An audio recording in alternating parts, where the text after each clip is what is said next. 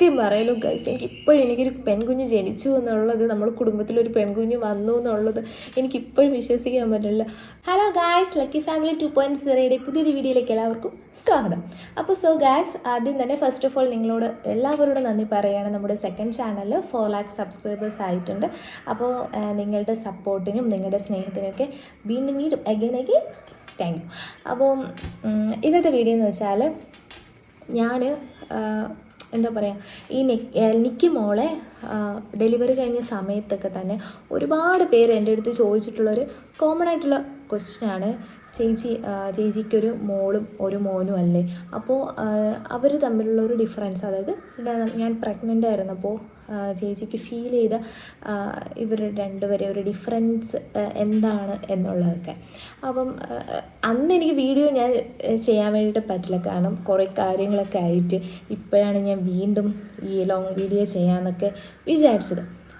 എന്തായാലും ഒട്ടും തന്നെ വൈകിക്കേണ്ട, നമുക്ക് സ്റ്റാർട്ട്. ഇപ്പം ഞാൻ സംസാരിക്കുന്നത് നിങ്ങൾക്ക് എത്രത്തോളം കേൾക്കാൻ പറ്റുമെന്ന് എനിക്ക് അറിയത്തില്ല, കാരണം ഞങ്ങൾക്ക് മൈക്ക് ഉണ്ടായിരുന്നു. നമ്മൾ ലോങ് വീഡിയോ അങ്ങനെ ചെയ്യുന്ന ആൾക്കാരല്ല, അതുകൊണ്ട് തന്നെ മൈക്കിൻ്റെ യൂസിങ് കുറച്ച് കുറവാണ്. അപ്പോൾ അതവിടെ ഇരുന്ന് അതിന് കംപ്ലൈൻ്റ് ആയി. അപ്പോൾ എന്താണെന്ന് വിചാരിച്ചാൽ അതുകൊണ്ടാണ് മൈക്കില്ലാണ്ടാണ് ഞാൻ സംസാരിക്കുന്നത്. മാത്രമല്ല നമ്മുടെ കുഞ്ഞുമക്കളൊക്കെ ഉറക്കമാണ്. അമ്മയാണെങ്കിൽ അപ്പൂപ്പന് ചോറ് കൊണ്ട് എനിക്ക് വീട്ടിൽ പോയിരിക്കുകയാണ്. അച്ഛൻ ഉറക്കം, നമ്മുടെ കുഞ്ഞുമക്കൾ ഉറക്കം. കിച്ചു ഇവിടെ ഇല്ല. അപ്പോൾ കിച്ചു പുറത്ത് കുളിക്കാനോ അങ്ങനെ എന്തോ ഫ്രണ്ട്സുമായിട്ട് പോയി. അപ്പോൾ ഞാൻ വിചാരിച്ച് നിങ്ങളോട് എന്തെങ്കിലുമൊക്കെ വർത്താനം പറഞ്ഞിരിക്കാമെന്ന് വിചാരിച്ചിട്ടാണ് ഈ ഒരു വീഡിയോ ചെയ്യുന്നത്. അപ്പോൾ എനിക്ക് തോന്നിയൊരു ഡിഫറൻസ് എന്ന് പറഞ്ഞാൽ, എല്ലാവരും വിചാരിക്കുന്ന പോലെ വലിയൊരു ഡിഫറൻസ് ഒന്നും എനിക്ക് ഇവർ രണ്ടുപേരും ആയിരുന്നപ്പോൾ തോന്നിയിട്ടില്ല. കാരണം ഏതാണ്ടൊക്കെ ഒരേപോലെ ആയിരുന്നു. ചിലവർക്കൊക്കെ ഞാൻ എന്ന് വെച്ചാൽ ഇവിടുത്തെ അമ്മയ്ക്കൊക്കെ ചേട്ടനെയും കിച്ചനെയൊക്കെ പ്രഗ്നൻ്റ് ആയിരുന്ന സമയത്ത് ഭയങ്കര വോമിറ്റിങ്ങും കാര്യങ്ങളൊക്കെ ആയിരുന്നു. പക്ഷേ ലക്കിൻ്റെ കാര്യത്തിൽ എനിക്ക് വോമിറ്റിംഗ് ഒന്നും ഇല്ലായിരുന്നു. ഒരു 3.5-4 മാസത്തിനൊക്കെ വെച്ച് ഞാൻ നിന്നു. അതും വല്ലപ്പോഴും, അതായത് എനിക്ക് പൊരിച്ച മീൻ, പിന്നെ ഈ സാമ്പാറിൻ്റെ പരിപ്പ് വേവുന്ന മണം, പിന്നെ കഞ്ഞി തിളയ്ക്കുന്ന, അതൊന്നും എനിക്കിഷ്ടമില്ലായിരുന്നു. അപ്പോഴേക്കും ഞാൻ ഭയങ്കരമായിട്ട് വോമിറ്റ് ചെയ്യുമായിരുന്നു. അത് കഴിഞ്ഞ് അടുത്ത നിക്കി മോളായിരുന്നപ്പോൾ എനിക്ക് ഏതാണ്ട് ഇതുപോലെ തന്നെയായിരുന്നു. ഒരു 4 മാസമൊക്കെ ആയപ്പോഴത്തേനൊക്കെ തന്നെ എനിക്ക് വോമിറ്റും കാര്യങ്ങളൊക്കെ നിന്നു. പക്ഷേ ലക്കിയെക്കാളും കുറച്ച് കൂടുതലുണ്ടായിരുന്നു. പക്ഷേ ഒരു 4 മന്തൊക്കെ ആയപ്പോഴത്തേനും സ്റ്റോപ്പായി. പിന്നെ എനിക്ക് BP ഒക്കെ ലോ ആയിരുന്നു നിക്കി മോളുടെ കാര്യത്തിൽ. ലക്കി മോൻ്റെ ഇതായപ്പോഴത്തേനും എനിക്ക് ഭയങ്കര BP കൂടുതലായിരുന്നു. ഭയങ്കര കൂടുതൽ, എപ്പോഴും കൂടി തന്നെ നിൽക്കുകയുള്ളൂ. ഒരിക്കലും അതൊരു മിനിമവും അല്ലെങ്കിൽ ലോയോ അങ്ങനെയൊന്നും ആവത്തില്ല, ഹൈ ആയിട്ട് തന്നെ എപ്പോഴും നിൽക്കുകയുള്ളൂ. പിന്നെ ലാസ്റ്റ് സമയമൊക്കെ ആയപ്പോഴത്തേനും നോർമലായി. പിന്നെ എനിക്ക് ഭയങ്കര നീരായിരുന്നു, ദേഹം ഫുള്ള് നീരായിരുന്നു. ഞാനിതിപ്പോൾ പറയുന്നത് ലക്കിയുടെ കാര്യമാണ്. ഭയങ്കര നീരായിരുന്നു ശരീരം, BP കൂടുതൽ. ഇവരുടെ ഛർദിൽ അധികം ഇല്ലായിരുന്നു. പിന്നെ എനിക്ക് എല്ലാ ഫുഡും ഞാൻ കഴിക്കുമായിരുന്നു. എല്ലാ ഫുഡെന്ന് പറഞ്ഞു കഴിഞ്ഞാൽ എരിവ്, പുളി, മധുരം എല്ലാം ഞാൻ കഴിക്കുമായിരുന്നു. ഷുഗർ എനിക്കില്ലായിരുന്നു. പിന്നെ എനിക്ക് വന്ന ഒരു ഡിഫറൻസ് എന്ന് പറഞ്ഞാൽ, എന്താ പറയുക, വേറെ എനിക്ക് പ്രത്യേകിച്ച് അങ്ങനെ എനിക്കൊന്നും പറയാനില്ല. ഭയങ്കര ആക്റ്റീവായിരുന്നു ഞാൻ. എനിക്ക് ക്ഷീണം വന്നാൽ പോലും ഞാൻ ഒരിടത്ത് കിടന്നു, അയ്യോ ഞാൻ പ്രഗ്നൻ്റ് ആണ്. അതിപ്പം എനിക്ക് നിങ്ങളുടെ അടുത്തും പറയേണ്ട ഒരു കാരണം, നമ്മൾ പ്രഗ്നൻസി എന്ന് പറയുന്നത് ഒരു രോഗമല്ല, അത് നമുക്കൊരു സന്തോഷം തരുന്ന ഒരു കാര്യമാണ്. നമ്മളുടെ ജീവിതത്തിൽ നമ്മൾ അറിയാതെ ഏറ്റവും കൂടുതൽ സ്നേഹിക്കുന്നതും നമ്മൾ ഏറ്റവും കൂടുതൽ കെയർ ചെയ്യുന്നതും ഒക്കെ ആരും ഒരാൾക്ക് വേണ്ടി ആണ്. അത് ആരും ഒരാൾക്ക് നമ്മൾ കുഞ്ഞുവാവയ്ക്ക് വേണ്ടിയിട്ടാണ്. അപ്പോൾ അതുകൊണ്ടിട്ട് നിങ്ങൾ ആ സമയത്ത് നല്ല കാര്യങ്ങൾ മാത്രം ചിന്തിക്കുക. ഇപ്പം പല ഇഷ്യൂസും കാര്യങ്ങളൊക്കെ ഉള്ള ഫാമിലീസൊക്കെ ഉണ്ട്, എങ്കിൽ പോലും നമ്മൾ എപ്പോഴും നല്ല സ്ട്രോങ് ആയിട്ടിരിക്കുക. എനിക്ക് അതാണ് നിങ്ങളുടെ അടുത്ത് പറയാനുള്ളൊരു കാര്യം എന്ന് വെച്ചാൽ. അപ്പം ഞാൻ ഭയങ്കര ആക്റ്റീവായിരുന്നു. ഒരിടത്ത് എത്ര ക്ഷീണം തോന്നി, നമ്മൾ ഉറങ്ങണ്ട എന്നല്ല ഞാൻ പറഞ്ഞു, ഞാനധികം ഉറങ്ങൂല. അമ്മ എൻ്റെ അടുത്ത് ഇവിടെ ഇരുന്ന് ചോദിക്കുകയും ചെയ്യുമായിരുന്നു. അമ്മയ്ക്ക് തല പൊക്കിയിട്ട് പോലുമില്ല, അത്ര ഛർദ്ദി. പിന്നെ ഛർദ്ദിലുള്ളവർക്ക് ക്ഷീണം തോന്നും, എനിക്കതില്ലാത്തത് കൊണ്ടായിരിക്കും. വരും, പക്ഷെ ഞാൻ കിടക്കണ ആ ഒരു സ്വഭാവം, ഞാൻ എന്തെങ്കിലും ചെയ്തുകൊണ്ടിരിക്കും, പിന്നെ അമ്മയുടെ പുറകെ നടക്കും, അമ്മയോട് സംസാരിക്കും, അങ്ങനെയൊക്കെ ആയിട്ട് നടന്നത് കൊണ്ടിട്ടായിരിക്കാം എനിക്കധികം ക്ഷീണം തോന്നാത്തത്. എപ്പോഴും ഒരു ഹാപ്പി, എപ്പോഴും എൻ്റെ കുഞ്ഞുവാവ. കാരണം എനിക്ക് ഫസ്റ്റ് ഒരു കുഞ്ഞുവാവ അബോഷനായിരുന്നു. അപ്പം ഫുൾ നല്ല ആയിട്ടുള്ളൊരു കെയറിങ് ഞാൻ ലക്കി മോന് കൊടുത്തു. കാരണം അവനും ഇങ്ങനെ ആയിരുന്ന സമയത്ത് അവനും വളർച്ചയില്ല എന്ന് ഡോക്ടർ ഇങ്ങനെ പറഞ്ഞു. അപ്പോൾ ബെഡ് റെസ്റ്റൊക്കെ എടുക്കണമെന്ന് പറഞ്ഞു ഒരു 5 മന്ത് വരെ. അവൻ ഇഞ്ചക്ഷനും കാര്യങ്ങളൊക്കെ ചെയ്തിട്ടുണ്ടായിരുന്നു. അതുകൊണ്ടിട്ട് തന്നെ ഭയങ്കര കെയറിങ് കൊടുത്തു ലക്കിക്ക്. അപ്പം അത്രയൊക്കെ തന്നെ ഉള്ളൂ. പിന്നെ ലക്കി ഒരുപാട് സമയം എടുക്കും. നമ്മൾ ഫസ്റ്റ് ഡെലിവറി ആകുമ്പോൾ നമുക്ക് ഒരുപാട് സമയം എടുക്കേണ്ടി വരുമല്ലോ. എനിക്ക് ഏതാണ്ട് ഒരു 12 മണിക്കൂർ എങ്കിലും എടുത്തെന്ന് തോന്നുന്നു. അതായത് ഞാൻ രാത്രി 8:30 മണിക്ക് കയറിയെങ്കിൽ ഞാൻ അടുത്ത് ഇറങ്ങുന്നത് വെളുപ്പാങ്കലം 3:35 ആയപ്പോഴത്തേനാണ് അവനെ പ്രസവിച്ചത്. അപ്പോൾ അത്രയും നല്ല ലോങ് ഭയങ്കരമായിട്ടുള്ള അത് പിന്നെ അപ്പോഴുള്ളൊരു പെയിനാണ് കേട്ടോ. പിന്നീട് അതങ്ങ് മറന്നുപോകും. അത് മറക്കുന്നത് കൊണ്ടിട്ടാണ് സത്യം പറഞ്ഞാൽ നമുക്ക് അടുത്തൊരു കുഞ്ഞാവൻ വേണം എന്നുള്ള ഒരു മനസ്സിലൊരു ചിന്ത തോന്നും. എനിക്കങ്ങനെയായിരുന്നു. എനിക്ക് എത്രേ കുഞ്ഞുങ്ങളെന്ന് അങ്ങനെയൊന്നുമല്ല ഞാൻ പറഞ്ഞത്. എനിക്ക് കിട്ടുന്നത് എനിക്ക് ഭയങ്കര ഇഷ്ടമാണ്. എന്നെപ്പോലെ അല്ലെങ്കിൽ ചേട്ടനെപ്പോലെ ഒക്കെ നമുക്ക് സ്വന്തം എന്ന് പറയാൻ വേണ്ടിയിട്ട് സത്യം പറയാം നമ്മളെ കുഞ്ഞുങ്ങളല്ലേ. അപ്പം അതുകൊണ്ടിട്ട് എനിക്ക് കുഞ്ഞുങ്ങൾ കിട്ടുന്നത് ഭയങ്കര ഇഷ്ടമായിരുന്നു. അപ്പം അങ്ങനെയൊക്കെ ആയിരുന്നു അവന് തോന്നിയൊരു ഡിഫറൻസ്. പിന്നെ നമ്മളിപ്പം എനിക്ക് ആൺകുഞ്ഞാണ് എന്ന് ഞാനുണ്ടല്ലോ, ഇപ്പം നിങ്ങൾ ഫസ്റ്റ് പ്രഗ്നൻസി ആയിട്ടിരിക്കുന്ന എല്ലാവരും ആണെങ്കിൽ കയറി ഗൂഗിളിലൊക്കെ അല്ലെങ്കിൽ യൂട്യൂബിലൊക്കെ കയറി നോക്കൂലേ, ബേബി ബോയ് ആണെങ്കിൽ എന്തൊക്കെ സിംറ്റംസൊക്കെ ആണ് എന്നൊക്കെ ഉള്ള കാര്യങ്ങളൊക്കെ നിങ്ങൾ നോക്കുക. അതുപോലെ ഞാൻ നോക്കിയിരുന്ന ഒരാളായിരുന്നു. കാരണം അന്ന് നമുക്ക് യൂട്യൂബ് ചാനലൊന്നും ഇല്ലായിരുന്നു. എനിക്ക് വലിയ അറിവൊന്നുമില്ലായിരുന്നു. എനിക്കൊരു 22 വയസ്സൊക്കെ ആയപ്പോഴത്തേനുമായിരുന്നു ഞാൻ ലക്കീനെ ഡെലിവറി കഴിഞ്ഞത്. ആ സമയത്തൊക്കെ ഇരുന്ന് ഞാനെല്ലാം ഇങ്ങനെ ഇരുന്ന് നോക്കുമായിരുന്നു. പ്ലാസൻ്റയുടെ പൊസിഷനും ആവട്ടെ ഒക്കെ ഞാൻ നോക്കാം. അതായിരുന്നു മെയിൻ, അതാണല്ലോ എല്ലാവരും നോക്കുന്നത്. അപ്പം ഞാൻ അത് നോക്കിയപ്പോൾ പോസ്റ്റീരിയർ പൊസിഷനായിരുന്നു. അപ്പോഴും ഞാൻ അമ്മയുടെ അമ്മ എനിക്ക് ആൺകുഞ്ഞാണമ്മ എന്ന് പറഞ്ഞു. അപ്പം ഇവിടെ എല്ലാവർക്കും പെൺകുഞ്ഞ് വേണം എന്നുള്ളൊരാഗ്രഹമായിരുന്നു. പക്ഷേ ലക്കി ആയിരുന്നപ്പോൾ എനിക്ക് ആൺകുഞ്ഞാണ് എന്നുള്ള ഒരു തോന്നലുണ്ടായിരുന്നു. ഞാൻ പറഞ്ഞു അത് കറക്റ്റായിരുന്നു, ആൺകുഞ്ഞായിരുന്നു. ഇടയ്ക്ക് ഞാനൊരു വീഡിയോയിൽ ഞാൻ പറഞ്ഞിട്ടുണ്ടായിരുന്നു ഞാൻ സ്വപ്നമൊക്കെ കണ്ടിട്ടുണ്ടെന്നൊക്കെ. അപ്പം അത് യാഥാർത്ഥ്യമായി. ഓക്കെ. അപ്പം അവനെ പറ്റി എനിക്ക് അങ്ങനെ പറയുള്ളൂ. പിന്നെ അവൻ വെയിറ്റൊക്കെ ഉണ്ടായിരുന്നു. അവൻ 480 ഗ്രാം, അങ്ങനെ 3 കിലോ 480 ഗ്രാം ഉണ്ടായിരുന്നു. നല്ല വെയിറ്റ് ഉണ്ടായിരുന്നു.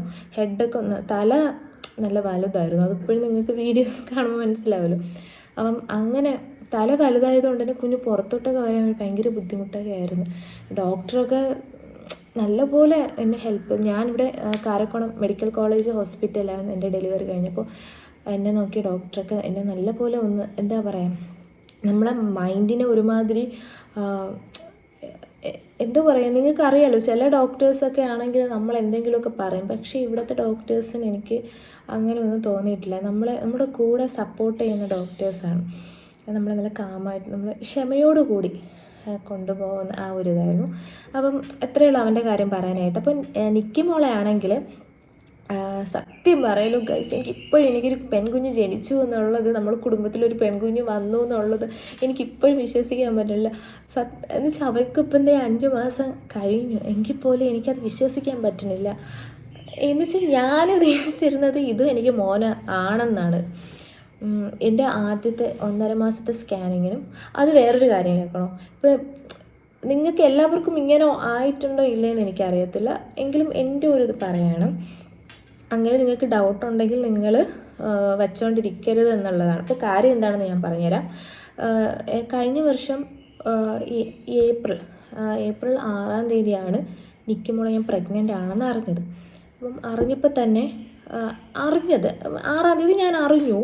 പക്ഷേ എൻ്റെ ചേട്ടൻ ലീവിന് വന്നത് മാർച്ച് 19 എങ്ങാണ്ട്, മാർച്ച് 19 മാർച്ച് 12 ഒക്കെ ആയപ്പോഴത്തേക്കും ഞാൻ പീരീഡ്സ് ആയിരുന്നു. അപ്പം ഞാൻ പീരീഡ്സ് ഡേറ്റ് കഴിഞ്ഞ ഒരു ടൈമിലായിരുന്നു ചേട്ടൻ വന്നത്. അപ്പം ഞാൻ ഏപ്രിൽ 6 നമുക്ക് കുഞ്ഞുണ്ട് എന്നറിഞ്ഞു. ഇപ്പം മിക്കപ്പോഴും ഒരു 28 ദിവസം എങ്കിലും വേണം ഒരു കുഞ്ഞ് നമ്മുടെ വയറ്റിലുണ്ടെന്ന് അറിയാൻ വേണ്ടി. നമുക്ക് അങ്ങനെയാണ് ഒരു അറിവ്. എനിക്ക് കറക്റ്റായിട്ട് എനിക്ക് അറിയില്ല. ഞാൻ പറയുന്നതിൽ എന്തെങ്കിലും തെറ്റുകളുണ്ടെങ്കിൽ എൻ്റെ അടുത്ത് ക്ഷമിക്കുക. എൻ്റെ ഒരു അനുഭവമാണ് പറയുന്നത്. അപ്പോൾ അങ്ങനെ വെച്ച് നോക്കുകയാണെങ്കിലും ഏപ്രിൽ 12 ഞാൻ അറിയത്തുള്ളൂ. പക്ഷേ ഞാൻ ഏപ്രിൽ 6 ആയപ്പോഴത്തേന് കാർഡ് വെച്ച് നോക്കി. അതും രാവിലെയുള്ള യൂറിനല്ല ഞാൻ നോക്കിയത്, വൈകുന്നേരം ഒരു സന്ധ്യ സമയത്താണ് നോക്കിയത്. അപ്പം ഞാനിങ്ങനെ നോക്കിയപ്പം നല്ല കട്ടിയായിട്ടുള്ള ഒരു ലൈനല്ല ഞാൻ കണ്ടത്, ഒരു ലൈറ്റായിട്ടൊരു ലൈന് കണ്ടപ്പം ഞാൻ അമ്മയുടെ അടുത്ത് ഇങ്ങനെ പറഞ്ഞു, അമ്മ കുഞ്ഞുവാവ ഉണ്ടെന്നാണ് തോന്നുന്നത്, അമ്മ ഇങ്ങനെ കണ്ടു എന്ന് പറഞ്ഞിട്ട് അമ്മയുടെ കയ്യിൽ കൊടുത്തു. അപ്പോൾ അമ്മ പറഞ്ഞു, ഇപ്പം നീ ആരുടെ പറയണ്ട, നമുക്ക് ഡോക്ടറിൻ്റെ അടുത്തൊക്കെ കണ്ടിട്ട് പറയാമെന്ന് പറഞ്ഞു. ഞാനും നീയും ഉണ്ണിയും ഞാനും മാത്രം അറിഞ്ഞാൽ മതി എന്ന് പറഞ്ഞു. അത് കഴിഞ്ഞിട്ട് നമ്മൾ ഒരു 10, അതായത് ഏപ്രിൽ 10 ആയപ്പോഴത്തേനും അടുത്തുള്ള ഹോസ്പിറ്റലിൽ പോയി. അപ്പം അവരുടെ അടുത്ത് പിന്നെ 12 ആണെന്ന് ഞാൻ പറഞ്ഞു. ഇതുപോലെ 12 ഡേറ്റ്. പക്ഷേ ഞാൻ വീട്ടിൽ വെച്ച് 6 നോക്കിയപ്പോൾ പോസിറ്റീവ് ആണെന്നാണ് കാണിക്കുന്നത് ഡോക്ടറെന്ന് പറഞ്ഞു. അപ്പോൾ അവർ പറഞ്ഞു അങ്ങനെ കാണിക്കാൻ ചാൻസ് ഇല്ലല്ലോ എന്നാണ് അപ്പോഴത്തെ ആ ഡോക്ടർ പറഞ്ഞത്. അതൊരു ജസ്റ്റ് ഒരു ക്ലിനിക്കിലാണ്, ഗൈനക്കോളജിസ്റ്റിനല്ല കാണിച്ചത്, ജനറൽ ആയിട്ട് ഒരു ഡോക്ടറാണ് കാണിച്ചത്. അപ്പോൾ ഡോക്ടർ പറഞ്ഞു നമുക്കൊന്ന് ടെസ്റ്റ് ചെയ്ത് നോക്കാം. അപ്പോൾ ടെസ്റ്റ് ചെയ്ത് നോക്കിയപ്പം പോസിറ്റീവാണ്, വീക്ക്ലി പ്രഗ്നൻ്റ് ആയിട്ടാണ് കാണിച്ചതെന്ന് പറഞ്ഞു. പിന്നെ ഒരാഴ്ച കഴിഞ്ഞതിന് ശേഷം ഞാനിവിടെ കാരക്കോണത്ത് 5 ഡോക്ടറെ കാണിച്ചു. അപ്പോൾ 5 ഡോക്ടർ പറഞ്ഞു ആളുണ്ട്, സ്കാനിങ്ങിന് വരാൻ പറഞ്ഞു. അപ്പോൾ 3.5 മാസത്തെ സ്കാനിങ് ഞാൻ ചെയ്തപ്പോഴത്തേനും എനിക്കിപ്പം നമുക്ക് ഫസ്റ്റ് കുഞ്ഞുള്ളതുകൊണ്ട് നമുക്കറിയാമല്ലോ, അവരുടെ സ്കാൻ റിപ്പോർട്ടും നമ്മൾ ഇയാളുടെ സെക്കൻഡായിട്ട് ആ ആളുടെ സ്കാനിങ് റിപ്പോർട്ടും വെച്ച് നമ്മൾ കമ്പയർ ചെയ്യുമല്ലോ. അങ്ങനെ ഞാൻ കമ്പയർ ചെയ്ത് നോക്കിയപ്പോൾ ഒരു മിനിറ്റ്, ഒരു കൊറിയർ ഉണ്ടായിരുന്നു ഗൈസ്, അത് വാങ്ങിക്കാൻ വേണ്ടിയിട്ട് പോയതാണ്. അപ്പം ഞാൻ എവിടെ പറഞ്ഞു നിർത്തിയേ, രണ്ടുപേരുടെയും സ്കാൻ റിപ്പോർട്ട് വെച്ച് കമ്പയർ ചെയ്ത് നോക്കി. അപ്പം നോക്കിയപ്പോഴത്തേനും എനിക്ക് നിക്കി മോളുടേതും ഫസ്റ്റ് 3.5 മാസത്തെ സ്കാനിങ്ങിൽ വന്നത് പ്ലാസൻ്റെ പോസ്റ്റീരിയർ പൊസിഷനാണ്. അപ്പോൾ ഞാൻ വിചാരിച്ചു അതും ബോയ് തന്നെ എന്ന് വിചാരിച്ചിട്ട് ഞാൻ അമ്മയുടെ തോടിപ്പോയി പറഞ്ഞു, അമ്മ ഇത് നിങ്ങളാരും ആഗ്രഹിക്കേണ്ട, നമുക്ക് മോളല്ല, നമുക്ക് ബോയ് ആണ് എന്നിങ്ങനെ പറഞ്ഞു. അപ്പം അമ്മ പറഞ്ഞു അങ്ങനെയൊന്നുമില്ല, എനിക്ക് പെണ്ണ് മതി എന്ന് അമ്മയും ഭയങ്കര ഇതൊക്കെ ആയിരുന്നു. അപ്പം ഞാൻ ഇങ്ങനെ എപ്പോഴും അമ്മ ബോയ് ആണെന്ന് പറയണ കേട്ടപ്പം പിന്നെ അമ്മയ്ക്കും ആയിരിക്കാം എന്ന് വിചാരിച്ചു. പക്ഷെ അമ്മ പള്ളിയിലൊക്കെ പോയി ഒരു പ്രാർത്ഥിച്ചുകൊണ്ടൊക്കെ ഇരുന്നപ്പോഴത്തേനും അമ്മ ഒരു വീഡിയോയിൽ പറഞ്ഞിട്ടുണ്ടല്ലോ, അവിടെ ഇങ്ങനെ അമ്മ ഇങ്ങനെ ദൈവം ഇങ്ങനെ പറയണ പോലെ തോന്നി മോളാണ് എന്നിങ്ങനെ പറഞ്ഞു. പിന്നെ അന്ന് തൊട്ട് അമ്മയ്ക്ക് ഭയങ്കര വിശ്വാസമാണ് മോള് തന്നെ എന്ന് പറഞ്ഞു. അപ്പം ഞാൻ ഇപ്പം മോനാണെന്ന് പറഞ്ഞിരുന്നാലും അമ്മ പറയും അല്ല മോള് തന്നെയാണ്, നീ പറയണ്ട, മോള് തന്നെ എന്ന് പറഞ്ഞു. അങ്ങനെ ഒരു അനോമലി സ്കാനിങ് നമ്മൾ ചെയ്യുമല്ലോ. അനോമലി സ്കാനിങ് ചെയ്തപ്പോഴത്തേനും ഞാൻ അവിടുത്തെ ഡോക്ടറെ അടുത്ത് ഞാനിങ്ങനെ രഹസ്യമായിട്ട് ചോദിച്ചു, ആ ഡോക്ടറിൽ കാണുന്നുണ്ടോ എന്ന് എനിക്ക് അറിഞ്ഞൂടെ, എങ്കിലും ഞാൻ ഇങ്ങനെ ചോദിച്ചു, സാർ ഇതുപോലെ എനിക്കൊരു മോളെയാണ് വേണമെന്നൊരാഗ്രഹം, നമ്മളെ കുടുംബത്തിലും എല്ലാവർക്കും മോള് വേണമെന്നാണ് ആഗ്രഹം എന്നിങ്ങനെ പറഞ്ഞപ്പോൾ ഡോക്ടർ ചിരിച്ചു. നമുക്കിവിടെ ജെൻഡർ പറയേണ്ട ഒരു ഇതില്ലല്ലോ, റൈറ്റ്സ് ഇല്ലല്ലോ, അപ്പോൾ അതുകൊണ്ടിട്ട് അങ്ങനെ പറയാൻ പാടില്ല എന്ന് പറഞ്ഞു. അതുകൊണ്ട് എൻ്റെ അടുത്തൊന്നും പറഞ്ഞൊന്നുമില്ല കേട്ടോ. ഞാനിവിടെ മെട്രോയിലാണ് പോയത്, ട്രിവാൻഡ്രം. എൻ്റെ അടുത്ത് പറഞ്ഞില്ല ഡോക്ടർ. എന്നാലും നിങ്ങളുടെ ആഗ്രഹങ്ങളെ പോലെയൊക്കെ തന്നെ നടക്കട്ടെ എന്നാണ് എൻ്റെ അടുത്ത് പറഞ്ഞത്.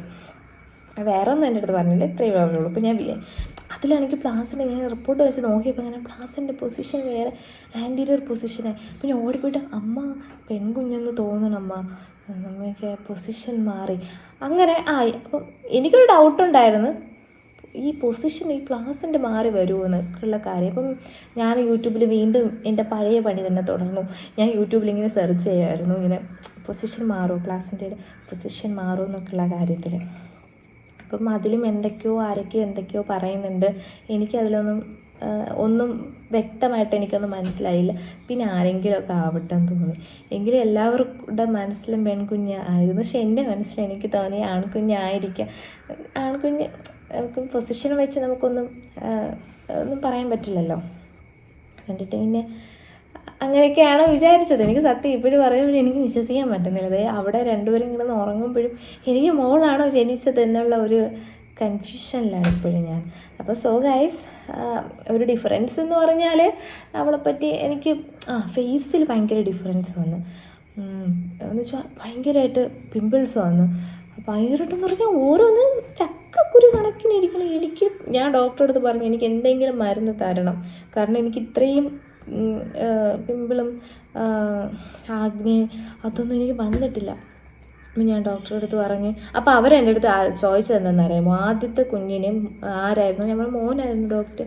അപ്പോൾ പറഞ്ഞു വന്നിട്ടുണ്ടോ, ഞാൻ പറഞ്ഞു ഇല്ല, ക്ലിയർ സ്കിന്നായിരുന്നു, എനിക്ക് സ്കിന്നിൽ ഒരു പ്രശ്നമില്ല എന്ന് പറഞ്ഞു. എന്നാൽ അവർ ചിരിക്കല്ലാണ്ട് വേറെ ഒന്നും പറഞ്ഞില്ല. എന്നിട്ട് എനിക്ക് അതിൻ്റെ ഒരു മെഡിസിൻ തന്നു. അത് ഇട്ടപ്പോഴത്തേനും മാറിയൊന്നുമില്ല. അത് ഞാൻ മാറാത്തതുകൊണ്ട് ഞാൻ വീണ്ടും പോയി പറഞ്ഞു ഇതെനിക്ക് ഇട്ടിട്ട് മാറുന്നില്ലല്ലോ എന്ന് പറഞ്ഞു. അപ്പോൾ പറഞ്ഞു അത് ഹോർമോൺ ചേഞ്ചസ് കൊണ്ട് വരുന്നതാണ്, അത് തന്നെ മാറിക്കോളൂ എന്ന് പറഞ്ഞു. പിന്നെ തന്നെ എനിക്ക് മാറിയതാണ്.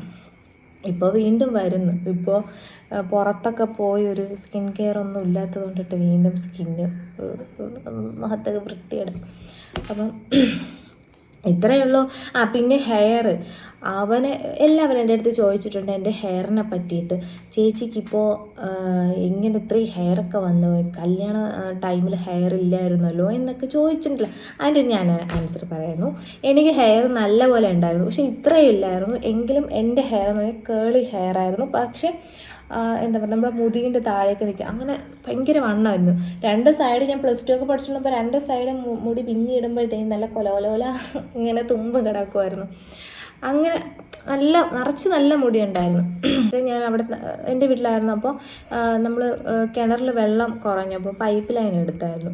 അപ്പോൾ എടുത്തപ്പോഴത്തേനും വലിയ ബ്ലീച്ചിങ് പൗഡറൊക്കെ ചേർന്ന വെള്ളമല്ലേ, ഞാനത് തന്നെ ഡെയിലി യൂസ് ചെയ്ത് ഹെയർ ഇങ്ങനെ പൊഴിഞ്ഞുകൊണ്ടിരിക്കുന്നു. മാത്രമല്ല ആ ഹെയർ തന്നെ ഞാൻ രണ്ട് സൈഡ് വീണ്ടും കെട്ടിക്കൊണ്ട് പോകുന്നു. മുടി ഉണങ്ങുന്നതിന് മുന്നേ കെട്ടിക്കൊണ്ട് പോകാൻ തുടങ്ങി. അങ്ങനെ കുറേ മുടി പൊഴിഞ്ഞു. പിന്നെ കെയർ, നമ്മൾ സ്കൂളിൽ പഠിക്കുമ്പോഴും കോളേജിൽ പഠിക്കുമ്പോഴത്തേക്കും നമ്മൾ ഒരുപാട് കെയർ ചെയ്യൂലല്ലോ. നമ്മൾ രാവിലെ അങ്ങ് എണീറ്റ് പോകുമ്പോൾ അടുത്ത് വരുന്നത് സന്ധ്യാസമയമൊക്കെ ആകുമ്പോഴാണ് ഞാൻ വീട്ടിൽ വരുന്നത്. ബസ്സൊക്കെ കിട്ടി അലഞ്ഞ് തിരിഞ്ഞ് വരുമ്പം തന്നെ ഒരു സമയമാവുമായിരുന്നു. അത് കഴിഞ്ഞിട്ട് പിന്നെ വീട്ടിൽ വന്ന ഉടൻ തന്നെ ഞാൻ ചിലപ്പോൾ യൂണിഫോം ഇട്ടുകൊണ്ട് തന്നെ അഴിച്ചിട്ട് ഒന്ന് മേലൊക്കെ കഴിയണതിന് മുന്നേ വന്ന് വിശന്നിട്ട് എന്തെങ്കിലും അങ്ങ് തിന്നാൽ മതി എന്നുള്ളതായിരിക്കും. പിന്നെ അടുത്ത ടെൻഷൻ എന്ന് പറയുന്നത് ഇപ്പോൾ നോട്ടുണ്ട് എഴുതാൻ, പിന്നെ അടുത്ത ദിവസം ടെസ്റ്റ് പേപ്പറാണ്, അപ്പോൾ അതിൻ്റെ ഇത് കാണാം. അപ്പോൾ എന്തൊക്കെയായിരുന്നു. അപ്പം അങ്ങനെ ഒരു കാലഘട്ടം. അപ്പോൾ നമ്മളങ്ങനെ ഇന്നത്തെ ഒരു ജനറേഷൻ എന്ന് പറഞ്ഞു കഴിഞ്ഞാൽ സ്കിൻ കെയർ, ഹെയർ കെയർ ഒക്കെ ഒന്നും ചെയ്യാണ്ട് അവരതൊക്കെ കഴിഞ്ഞിട്ടേ ഉള്ള ഒരു പഠിക്കാൻ വരെ ഇരിക്കുന്നത്. പക്ഷെ നമ്മളെയൊക്കെ ആ ഒരു കാലഘട്ടം എന്ന് പറഞ്ഞാൽ ഞാനും ഈ കാലഘട്ടത്തിലുള്ള ഒരാളാണ്. എങ്കിലും ഞാൻ പറയുന്നത് ഇപ്പോഴൊക്കെ സോഷ്യൽ മീഡിയയുടെ ഭയങ്കരമായിട്ടുള്ള ഒരു എല്ലായിടത്തും ഒന്ന് വ്യാപിച്ച് കിടക്കുന്നത്. ഞാനൊക്കെ +1 അല്ലെങ്കിൽ കോളേജ് ആ ഒരു ടൈമൊക്കെ ആയപ്പോഴത്തേനും ഇത്ര ഒരു സോഷ്യൽ മീഡിയാസ് ഒന്നും ഇല്ലായിരുന്നു. ഫേസ്ബുക്ക്, വാട്സപ്പ് അങ്ങനത്തെ ഒരു ടൈപ്പായിരുന്നു. ഇൻസ്റ്റാഗ്രാം അങ്ങനത്തെ ടൈപ്പൊന്നും ഇല്ലായിരുന്നു. പിന്നെ യൂട്യൂബ് ഒക്കെ ഉണ്ട്, പക്ഷേ ഇതുപോലെ വ്ളോഗേഴ്സിൻ്റെ ഒരു കാലഘട്ടം അല്ലായിരുന്നല്ലോ. അപ്പം അങ്ങനെയൊക്കെ നമ്മളെ രീതിയിൽ ഒന്നും കെയറൊന്നും കാര്യങ്ങളൊന്നും കൊടുക്കാതെ അങ്ങനെ ഇരുന്നവരായിരുന്നു. അപ്പം എന്താ പറയുക, അങ്ങനെ ആ വെള്ളം കുളിച്ചിട്ട് കുറേ പൊഴിഞ്ഞുകൊണ്ടിരുന്നു. അപ്പോൾ എനിക്ക് തൈറോയിഡ് ടെസ്റ്റ് ചെയ്ത് വേറെ എന്തൊക്കെയോ ടെസ്റ്റുകൾ ചെയ്തു. എനിക്ക് വേറെ വല്ല കുഴപ്പം ഭയങ്കര ഒരു പിടി പിടിച്ചാൽ ഇങ്ങനെ വരുമെന്നായി. അങ്ങനെ ഭയങ്കരമായിട്ട് പൊഴിഞ്ഞു വന്നപ്പോഴത്തേനും എൻ്റെ ഹെയറൊക്കെ പൊഴിഞ്ഞ് വന്നപ്പോൾ വീണ്ടും പൊഴിഞ്ഞ് ഇളകിയപ്പോഴത്തേനും ഞാൻ എന്ത് ചെയ്ത് കൊണ്ടുപോയി, എനിക്ക് ഇങ്ങനെ നൂല് പോലെ അതായത് പൂച്ചവാല് കണക്ക് ഇങ്ങനെ ആയപ്പോഴത്തേനും ഞാൻ കൊണ്ടങ്ങ് വെട്ടി മുടിയാണല്ലോ വളരും എന്ന് പറഞ്ഞ് അങ്ങനെയാണ് നമ്മളിപ്പം അങ്ങനെ വെട്ടിയ സമയത്തായിരുന്നു എൻ്റെ കല്യാണം കഴിഞ്ഞു. അങ്ങനെ കല്യാണം കഴിഞ്ഞപ്പോൾ എല്ലാവരും ചോദിച്ചു ഈ കൊച്ചിന് മുടിയില്ല അങ്ങനെയൊക്കെ എന്ന് വിചാരിച്ചു കൊച്ചിന്. പക്ഷേ എനിക്ക് നല്ല മുടിയുണ്ടായിരുന്നു. നമുക്കിപ്പം ഹെയറൊക്കെ വളരുന്നത് എന്ന് പറയുന്നത് നമ്മൾ എന്ത് ട്രീറ്റ്മെൻറ്റ് ചെയ്തിരുന്നാലും, ഞാനും ഉള്ള കാര്യം പറയണം, എന്ത് ട്രീറ്റ്മെൻറ്റ് ചെയ്തിരുന്നാലും നമുക്ക് ഹെയർ ഒരിക്കലും വളരത്തില്ല. നമ്മൾ ഇപ്പം നാച്ചുറൽ പ്രോഡക്റ്റ് ആയിരുന്നാലും അല്ലെങ്കിൽ ഒരു കെമിക്കൽ പ്രോഡക്റ്റ് നമ്മളെ തലമണ്ടയിൽ കൊടുത്താലും ഒന്നും തന്നെ ഉണ്ടാവത്തില്ല. അതൊക്കെ ഒരു ജെനറ്റിക്സ് ആണ്. കാരണം പാരമ്പര്യമായിട്ടാണ് നമുക്ക് ഈ ഹെയർ വളരുന്നതും. അതുപോലെ സ്കിന്നിൽ എൻ്റെ സ്കിൻ എന്ന് പറയുമ്പോൾ നല്ല ഓയിലി സെൻസിറ്റീവ് സ്കിന്നാണ്, അച്ഛൻ്റെ സ്കിന്നാണ്. അപ്പം അച്ഛന് എൻ്റെ ഈ ഒരു ഏജ് ആയപ്പോഴത്തേക്കും നല്ല നല്ല പിമ്പിൾസ് ഒക്കെ ഉണ്ടായിരുന്നു. അതുകൊണ്ടിട്ട് എനിക്കും ഉണ്ട്. അതൊരു പാരമ്പര്യമാണ്. അപ്പം ഞാനിപ്പോൾ എന്തൊക്കെ ചെയ്തു, അല്ലെങ്കിൽ എന്തൊക്കെ നമുക്ക് ഒന്ന് കുറയ്ക്കാനുള്ള വഴികളൊക്കെ ചെയ്യാം, അല്ലാണ്ട് അത് വേരോടെ പറിച്ച് കളയാനൊന്നും പറ്റുന്നില്ല. സത്യമല്ലേ ഗൈസ് ഞാനീ പറഞ്ഞത്? അപ്പം അങ്ങനെ എനിക്ക് മുടിയൊക്കെ വന്നതാണ്, തന്നെ വളർന്നതാണ്. പിന്നെ ചിലവർ എന്തോ ട്രീറ്റ്മെൻറ്റ് ഒക്കെ ചെയ്തിട്ടുണ്ടെന്നൊക്കെ ചോദിക്കുന്നു. ഞാൻ സ്മൂത്തനിങ് ചെയ്തു, അതുമാത്രം തന്നെ ചെയ്തിട്ടുള്ളൂ. പിന്നെ ബോട്ടോക്സ് ചെയ്തു ഈ ഇടയ്ക്ക്. അത് ചെയ്യരുതെന്നാണ് എൻ്റെ അഭിപ്രായം. എല്ലാവരും കൊണ്ടുപോയി ചെയ്യും, പക്ഷേ എൻ്റെ ഒരു ഇത് പറയുന്നത് ബോട്ടോക്സ് ചെയ്യാൻ വേണ്ടിയിട്ട് നിൽക്കരുത്. എൻ്റെ ഹെയർ എല്ലാം പോയി ഗൈസ്. ഇപ്പോൾ ബോട്ടോക്സ് ഈ ഇടയ്ക്ക് ഞാൻ പോയി ചെയ്തു. അത് എന്ന് പറഞ്ഞാൽ പ്രഗ്നൻസി സമയത്ത് ഈ നിൽക്കുമ്പോഴായിരുന്നപ്പോൾ എൻ്റെ ഹെയർ നല്ല ഒന്ന് എന്താ പറയുക, ഒരു ഞാൻ നേരത്തെ പറഞ്ഞ പൂച്ചവാലി കണക്ക് പോലെ അങ്ങനെ ഇരിക്കുന്നു. പിന്നെ ഒരുമാതിരി ഡ്രൈ ഹെയറാണ്, ഓയിലി ഹെയർ അല്ലായിരുന്നു. അപ്പോൾ ഓയിലി ഹെയർ ആവാനും ഡാമേജ് ഹെയറൊക്കെ ആയിരിക്കുന്നത് മാറാനും ഹെയർ റിപ്പയറിനും ഒക്കെയാണ് നമ്മൾ ഈ ബോട്ടോക്സ് ട്രീറ്റ്മെൻറ്റ് ചെയ്യുന്നത്. അത് ഞാൻ എൻ്റെ തലയിൽ ചെയ്തപ്പോൾ എൻ്റെ ഉള്ള മുടിയോട് ഇപ്പോൾ പൊഴിഞ്ഞുകൊണ്ടിരിക്കേണ്ട ഒരു അവസ്ഥയാണ്. ഇപ്പം എല്ലാ സലൂണിലെ കാര്യങ്ങളും എങ്ങനെയാണെന്ന് എനിക്കറിയില്ല. ചിലപ്പോൾ അവർ ഉപയോഗിക്കുന്ന ബ്രാൻഡ് പ്രോഡക്റ്റൊക്കെ കൊള്ളാഞ്ഞിട്ടും പിന്നെ അവർ ചെയ്യുന്ന രീതി കൊള്ളാഞ്ഞിട്ടും ഒക്കെ ആയിരിക്കാം. പക്ഷേ എനിക്ക് നല്ല അമ്പിളി പറ്റിയിട്ടുണ്ട്. ഞാൻ വേറെ ഡീറ്റെയിൽസ് ഒന്നും ഞാൻ നിങ്ങളോട് ഷെയർ ചെയ്യുന്നില്ല ഗൈസ്. ഞാനായിട്ടൊന്നും ആരുടെയും എന്താ പറയുക വെള്ളം കുടിച്ച് പോകുന്നത് നശിപ്പിക്കുന്നില്ല. അതുകൊണ്ടിട്ട് ഞാൻ വേറെ കൂടുതൽ ഞാൻ എവിടെ നിന്നാണ് ചെയ്തത്, ആരാ ചെയ്തു തന്നതെന്നുള്ള കാര്യമൊന്നും ഞാൻ ഷെയർ ചെയ്യുന്നില്ല. അത് വിട്ടേക്ക്. നമ്മൾ പറഞ്ഞു തന്ന കാര്യങ്ങളൊക്കെ എന്താ വേറെ അല്ലേ. അപ്പോൾ എനിക്കിത് തോന്നിയ ഒരു ഡിഫറൻസാണ് ഞാൻ നിങ്ങളോട് ഷെയർ ചെയ്ത്. എനിക്കിടെ ഒരു ഡിഫറൻസ് ഇങ്ങനെയൊക്കെ ആയിരുന്നു. പിന്നെ ഞാൻ പറഞ്ഞില്ലേ ഈ ഹെയർ. അപ്പം എനിക്ക് ഹെയർ ട്രീറ്റ്മെൻറ്റ് ചെയ്തെന്നും പറഞ്ഞിട്ടല്ല ഈ ഹെയർ. എനിക്ക് നിങ്ങളുടെ അടുത്ത് ഇത്രയാണ് പറയുള്ളത്. നമ്മൾ സത്യം പറയാം, നമ്മുടെ തലമുടിയിൽ ഒന്നും ചെയ്യാണ്ടിരിക്കുക എന്ന് പറഞ്ഞാൽ ഇപ്പം ഞാൻ ചെയ്തു അതുകൊണ്ടിട്ട് ചേച്ചിക്കത് അങ്ങനെ ചേച്ചി ചെയ്തല്ലോ എന്നുള്ള കുറേ പേർ അങ്ങനത്തെ ധാരണയിൽ പോയൊക്കെ ചെയ്യും. പക്ഷെ ചെയ്യാതിരിക്കുക. നമ്മളുടെ നാച്ചുറൽ ഹെയറാണ് നല്ലത്. ഇപ്പം ഞാനൊന്നും ചെയ്യില്ല. ഇപ്പം എൻ്റെ നാച്ചുറൽ ഹെയർ ഇപ്പം വളർന്നു വരുന്നത് എല്ലാം എന്താ പറയുക ചുരുണ്ടിട്ടല്ല കേട്ടോ. ഫ്രണ്ടിലൊക്കെ ഇപ്പം നേരത്തെ കേളി ഹെയർ എനിക്കതൊരു അതിശയമായിട്ട് തോന്നുന്നു. എങ്കിലും ഇവിടെ എനിക്കധികം ചുരുളില്ലായിരുന്നു. എനിക്കിങ്ങനെ ഇവിടെ നിന്ന് സ്ട്രൈറ്റ് വന്നിട്ട് താഴോട്ടാണെന്ന് തുമ്പറ്റത്തൊക്കെ ആയിരുന്നു നല്ല ചുരുളായിട്ടാണ്, നല്ല ഹെയർ ആയിരുന്നു. ആ ഹെയറിനെ കൊണ്ടുപോയി കളഞ്ഞിട്ടാണ് ഞാനിപ്പോൾ ഈ പരിപാടിയിലൊക്കെ ഏർപ്പെട്ട് ഇപ്പോൾ ഉള്ളതെല്ലാം പോവുകയാണ് ഗൈസ്. അപ്പോൾ ഹെയറിന് വേണ്ടിയിട്ട് ഞാൻ വേറെ ഇപ്പം സാധാ എണ്ണയൊക്കെ വലിച്ച് വരെ തേച്ച് സെറ്റാക്കാൻ വേണ്ടി നോക്കണം. പക്ഷേ ഈ ബോട്ടോക്സ് ട്രീറ്റ്മെൻറ്റ് എനിക്ക് നല്ല പണി തന്നിരിക്കുകയാണ്. അത് നമ്മളുടെ മുടി എല്ലാം പൊട്ടിയാണ് പോകുന്നത്, സ്കാൽഫിൽ നിന്നല്ല പോകുന്നത്. എങ്കിലല്ലേ എനിക്കിപ്പോൾ എന്താ പറയുക ഹോർമോൺ ചേഞ്ചസ് കൊണ്ട് വന്നതെന്നെങ്കിലും പറയാം. പക്ഷേ ഇത് അങ്ങനെയല്ല സംഭവം. ഞാൻ പിന്നെ അത് വിട്ടു, ആ കേസ് വിട്ടു. ഇനി അതിൻ്റെ പുറകെ നിന്ന് എനിക്ക് പോയി പറയില്ല. നമ്മൾ പോയി ചെയ്തിട്ടല്ലേ അവർ ചെയ്തു തന്നത്.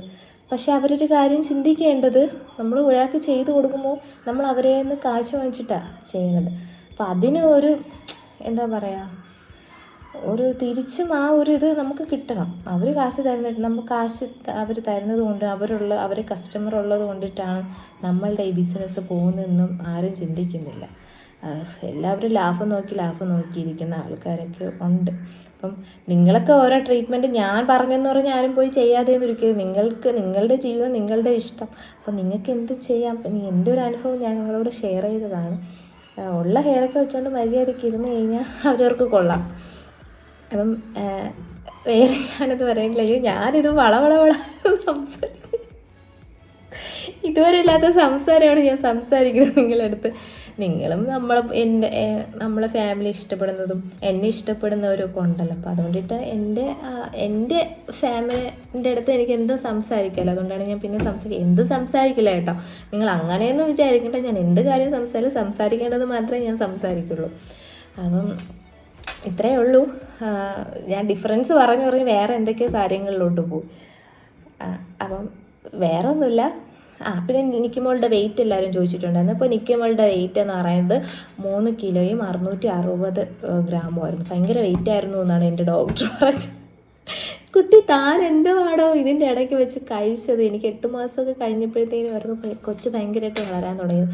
അത് ഞാൻ ഹെൽത്തി ആയിട്ടുള്ള വീട്ടിലെ ഫുഡാണ് കഴിച്ചത്. എനിക്ക് ഫാസ്റ്റ് ഫുഡിനോടുത്ത് ഈ 2 പേരായിരുന്നപ്പോഴും ഫാസ്റ്റ് ഫുഡിനടുത്ത് എനിക്ക് യാതൊരു ഇഷ്ടവും ഇല്ലായിരുന്നു.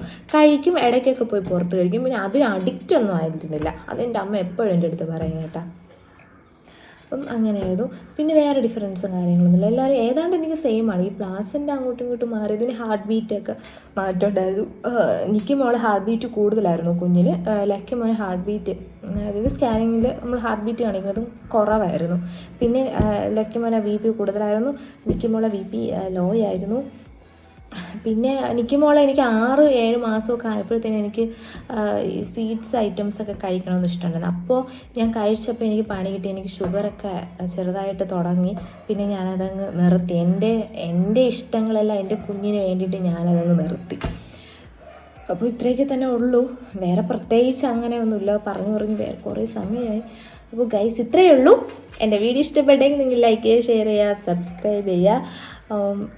എല്ലാവരും എന്താ പറയുക, എൻ്റെ ചാനലിന് വേണ്ടിയിട്ട് നിങ്ങൾ എല്ലാവരും പ്രാർത്ഥിച്ചു. എല്ലാവരും കമൻസിലൂടെ, ഞാൻ വീണ്ടും റിപ്പീറ്റ് ചെയ്യാണ്, കമൻസിലൂടെയും എനിക്ക് മെസ്സേജസിലൂടെയും ഒക്കെ എല്ലാവരും എൻ്റെ അടുത്ത് സന്ദീപ് എന്നെ പറ്റി ചോദിച്ചിട്ടുണ്ടായിരുന്നു. ഒത്തിരി സന്തോഷം. നിങ്ങളുടെ സ്നേഹമൊക്കെ കാണുമ്പോൾ എനിക്ക് ഭയങ്കര സന്തോഷമാണ് ഞങ്ങൾക്ക്. അപ്പം ചേട്ടാ ഉടൻ തന്നെ ഈ മാസം അല്ലെങ്കിൽ അടുത്ത മാസം ഫസ്റ്റ് വീക്ക് എത്തുന്നതാണ്. ചിലപ്പോൾ ആ സമയത്തായിരിക്കും കേട്ടോ ഇനി നമ്മൾ തമ്മിലൊന്ന് കാണാൻ പോകുന്നത്. അപ്പോൾ അതുവരേക്കും ബൈ.